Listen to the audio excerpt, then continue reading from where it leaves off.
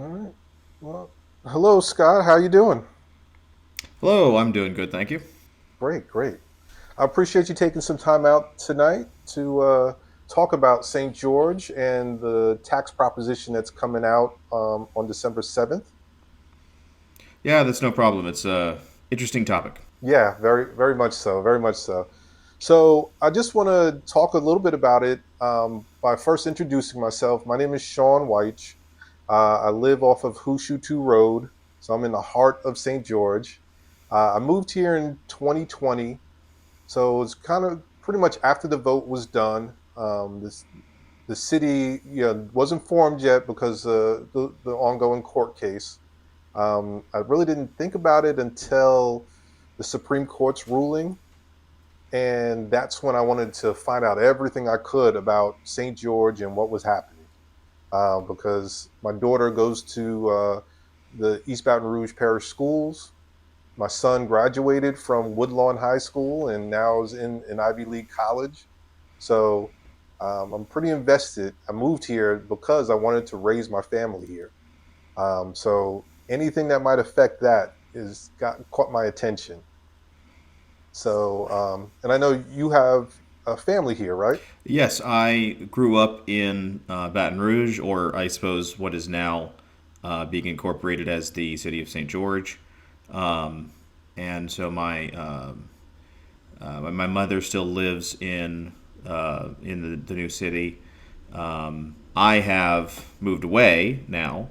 At around the same time you were moving in, I was moving out. I after some losing my job during the pandemic, then I decided to go to law school, and I ended up moving to Chicago to do that.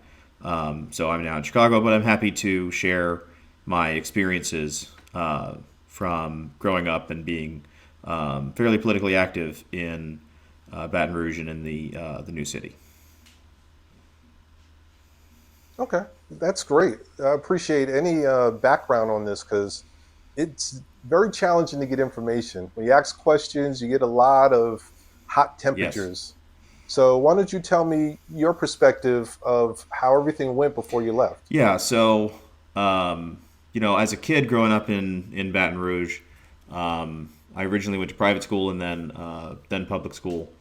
And I got to public school, and there's a lot of talk about the desegregation case, which had either recently ended or ended shortly after I started in public school. And that was around the same time also that the movement began for a new school district in Central. And they went to the legislature. As I understand it, that wasn't really possible until the case was over. They went to the legislature to ask for a new school district because the legislature has to create it and fund it. And legislature said, well, we basically only parishes operate schools, and you're not even a political entity, so create a city first. And they did. The whole state voted to allow them to be funded by amending the Constitution. And then some similar folks, similar political persuasions, in the southeast part of the parish wanted to do the same thing. And that's kind of where I lived, and sounded like a good idea to me at the time. And then they said, well, the legislature said the same thing. We have to, we really want you to be a new city in order for us to give you a school district and fund it. And so therefore, the city of St. George idea was born. Once it became a new city, and the initial analyses were done of the impacts on Baton Rouge, on the city parish, that's when I decided, no, I don't think I do think this is a good idea. I think this is going to be bad for the parish overall, um, and that's more important to me than having local control of schools, which was the original idea. So then, when the first efforts to oppose the city of St. George petition came along, then I was involved as a volunteer in that effort. And something we noticed very quickly in that effort was that the people who were least likely to support the city of St. George was very strongly African American voters. Very clearly, we noticed that on the doorsteps, and as I understand it, we even commissioned a poll, and the poll demonstrated that we successfully defeated the original petition effort, and then it came back a few years later, and the city boundaries had been redrawn, and it was not a mistake, I think, that they, in several places, had shrunk the city down, and even would draw the boundary along a road, and then all of a sudden it would cut out an apartment complex where they figured mostly African Americans lived. What their motivations were for that, I don't want to speculate on. Like I said, first time around, it was very clearly African American voters who were the most strongly opposed to the creation of a new city. So that's perhaps the reason right there. But that's what happened, and then of course it got tied up in the courts. I am a lawyer now here in Chicago, where I moved for law school, and so I followed the case with some interest. The lower court cases, I think, were okay. The Supreme Court case was legally silly, in my opinion. They created a new test and said, well, they didn't prove anything in these 14 factors that we decided, that they had no idea in the lower courts they were going to have to try and prove anything. And they said, oh, well, they didn't prove it. Well, of course, because they didn't know that was going to be the test you were going to adopt from Mississippi, So that was, in my opinion, pretty ridiculous legally, but that's all water under the bridge now. And now the only question is, what do we do going forward? Okay, so let's kind of recap that a little bit. So there is a lot of emotion involved in this. So we'll start with, people wanted quality education for their children, which is, I'm very passionate about. So I understand that. Sounds like, a group of people were against the incorporation and kind of got cut out of the map. So that left a lot of speculation in the air. So you could read into it any way that you want, I guess. Unfortunately, there are negative and positive ways to look at it. The people that didn't want to be part of St. George were cut out, or African Americans were cut out because they didn't want to be a part of St. George. Neither here nor there. The Supreme Court made their ruling, and St. George is a city. So it's important that we kind of heal from all that and move forward as a new city. I know Andrew Murrell, who's the chairman of the Transition District, and I know Dustin Yates, who's the new mayor of St. George, initially in their press conferences said, hey, even if you weren't a St. George supporter, come down, participate, be part of this new thing. And I really, really took him at his word. I started going to the meetings. I even had to take time off from work because initially the meetings were at a very inopportune time. But, I really wanted to participate. So I've made some public comments. I've written some letters, and tried to give some good suggestions. I definitely feel that the intergovernmental agreement, meaning what East Baton Rouge Parish is going to give us back in our taxes, is important. So I did advocate for the mayor to not be part-time, that we pay him full-time and get him to negotiate so we can get our money and get moving, get on with this process. So I've really, really dedicated myself to participating and, being a good neighbor, just getting myself heard and, just adding my 2 cents where it shows value. So when I talk about this tax proposition that's on the ballot this Saturday, I'm not talking about it in terms of holding any grudges or any long-term emotions about it. It's just simple accountability, transparency, and fiscal responsibility. We're being asked to pay a tax without knowing how much the services that we're going to be paying for are, or having a legitimate budget. I would have thought that our first vote would have been for a mayor and city council people, but uh, it's for money. That's what we're voting on. And I think the city needs money to survive. So I'm definitely going to support a tax. I just believe, since we've been told that it would be more efficient if we ran it ourselves, and that we have a surplus, and even in the estimated budget that's been agreed on, there's a $7 million surplus. So I think there's room to discuss, should our sales tax be 2% or should it be a little less? You know, now, once we get the intergovernmental agreement together, we'll be able to see, how much of a surplus we're really going to have. And if it turns out that we don't have as much as we thought, we can keep the 2%. But if there's a chance to get 1%, especially when the state sales tax is going up to 5%, I think it's worth evaluating. What do you think? Yeah, I mean, that was an interesting aspect of the incorporation efforts politically that I noticed on doorsteps and talking to other people. A lot of people kind of assumed that taxes were going to go up, right? That they wanted taxes to go up, and that's not what's on the ballot right now. What's on the ballot right now is merely a Right. continuation. At the same time, they said that just transferring over this tax revenue, that they would have a surplus. Yeah, but that's where the word transfer becomes very misleading, because it makes it seem like you don't have a choice. That, oh, it's either you take this 2% or you lose it. Right. And we have other choices. Yeah, I mean, I'm not very familiar with the mechanics of that, but I believe there would be time, should the current proposal be voted down, to put a different proposal on the ballot, and the current tax would continue to be collected and distributed in the current way, with enough time for that second proposal to be voted upon. Is that correct?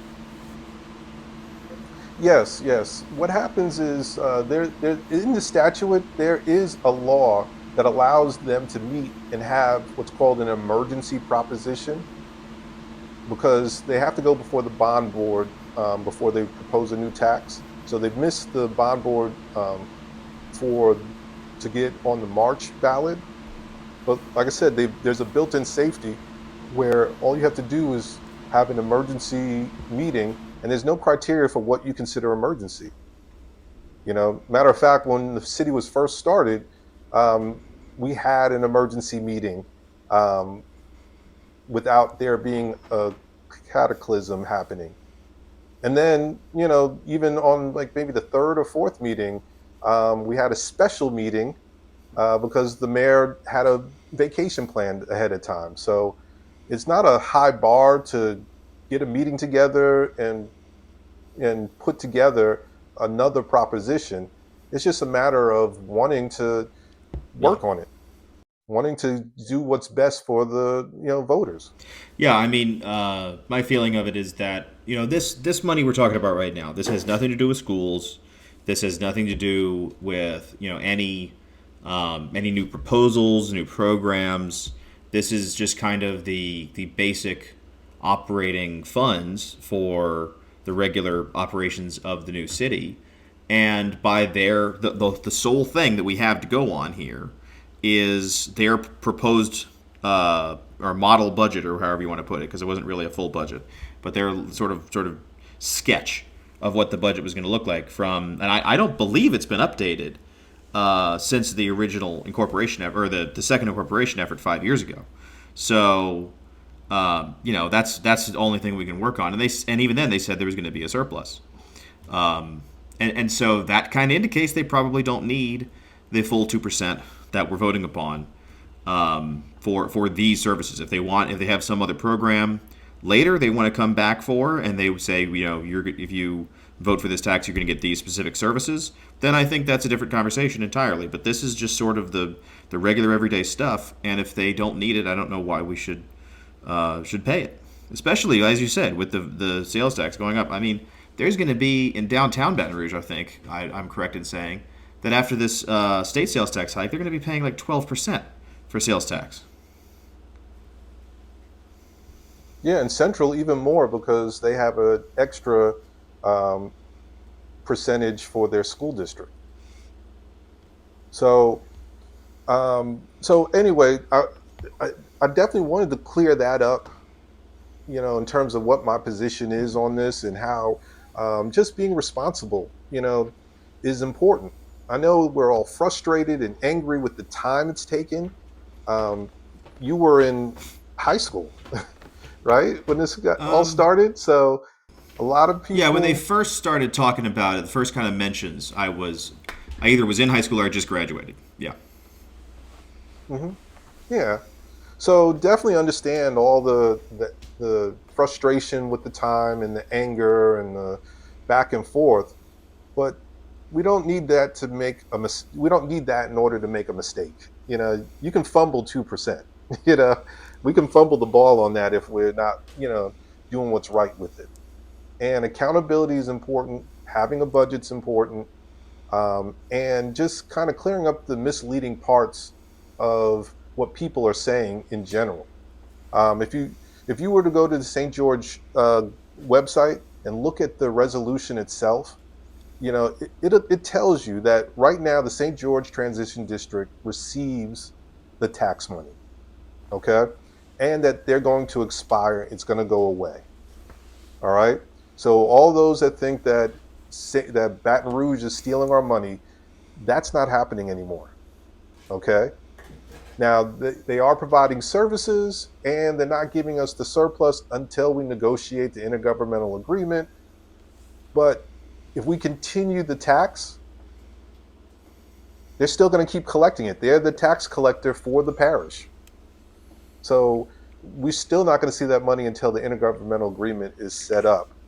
Well, and Um, speaking of the intergovernmental agreement, and speaking of accountability, um, personally, if I were going to continue being a voter in St. George, as I'm now in Chicago, um, then I would really want to know that it was a mayor and a council who had been elected by the people who were making that decision. But right now, it's just the appointed members who were appointed by the governor. And as I understand as I recall from Zachary and from Central, there were, that is kind of the norm that you appoint the people who led the effort for the corporation. But when it comes to serious mhm. things, Now, the difference is before they voted on a tax, they did vote on their mayor and city council okay, I didn't members. know that. See, I would think that would be ideal. I didn't remember whether that happened. But that I would think that would be ideal. That you would have people elected, by the people who are making those decisions. And I've been wondering this whole time when that's going to happen, or is there any kind of deadline for when they have to be elected by, when their authority might expire? Believe it or not, in the law, there is no deadline. So it's when they decide. It took Central 2 years to have elections. So, I mean, I'm sure that they're going to have an election. They just haven't said when. And I think before we say yes to a tax, we should have that type of election. And I mean, at a minimum, at the moment, if I'm not mistaken, a lot of municipalities have their municipal elections in the spring coming here in the 2025 March April elections. So I would think that either then or the fall of 25 would be an ideal time to have those elections. Um, Yeah, I believe it's cheaper to have it in the fall because the state is already having elections, so you don't have to pay people to set up precincts and have ballots and such. Um, but a lot of people believe that it's going to happen in March, and unfortunately, there's no proposition put out there saying that, and there's no guarantee it'll be in the fall or the December of next year or any time, um, unless we ask for it. yeah, so that to me that might even be the biggest thing. I mean, other than just the rate, which I feel like probably could be a little lower without really endangering anything. Is just that this revenue is then going to be the subject of an agreement, which is being made by people who have not been elected and who, at best, represent approximately half of the city being the people who drove forward the incorporation in the first place, and that's kind of being generous, frankly, because I think there's a difference between the voters and the people who were really spearheading the effort. I don't think I'm out on a limb saying that. No, no, I agree. I mean, the whole point was self-determination. The whole reason, that the mayor is the villain in this story is because she stopped the self-determination. The people voted, they won by 56%. No, I'm sorry, 54%. And 5 years later, we just now become incorporated. So how much longer do we have to wait to self-determine our leaders? Very good point. Very good point. Well, I think I feel like we've done a lot of agreeing, so I don't know how interesting that is to listen to, but I think it's clear to anyone who. Well, disagree. Let's disagree on something. Oh, like what? I don't know what that would be at the moment. Yeah. Well, I mean, yeah, it's hard because when it comes to local politics, local city stuff, it's pretty black and white. There are numbers. There are best practices. There are, things that rational people do. And, knowing what the budget is, you don't spend your paycheck before you know what your bills are. Very good point. Very good point. So, all right. Well, I really appreciate the chance to talk with you, Scott. And hopefully when we get this out, people, will talk with us more. The great thing about discussion and civic engagement is that we get to hear each other and try and understand each other. And, we may not agree, but at least, we know that we're looking out for each other. Absolutely. Yeah, it's been a pleasure talking to you, Sean, and I hope people are better informed for it when they go to the polls on Saturday and vote on the question of the tax for St. George. Yeah. Vote Vote no.